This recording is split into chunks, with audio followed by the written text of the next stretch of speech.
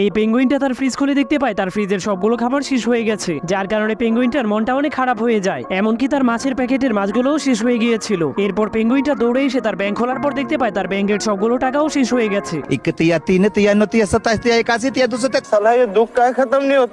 এসব দেখার পর পেঙ্গুইনটার মনটা অনেক খারাপ হয়ে যায়। তখনই হঠাৎ করে সে তার পাশে থাকা বড়শিটাকে দেখতে পায়। তখন সে জলদি করে ছিপ দিয়ে মাছ ধরার জন্য চলে যায়, কিন্তু সে তার কেঁচোগুলোকে মাছ ধরার জন্য বের করলে তার কেঁচোগুলো তার উপর অনেক রেগে যায়।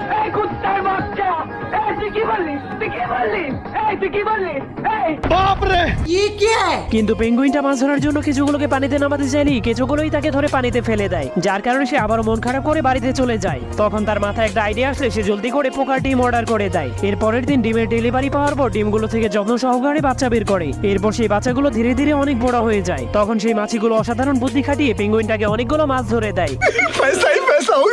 যাওয়ার আগে আপনার ফোনে কত % চার্জ আছে তা কমেন্ট করতে ভুলবেন না।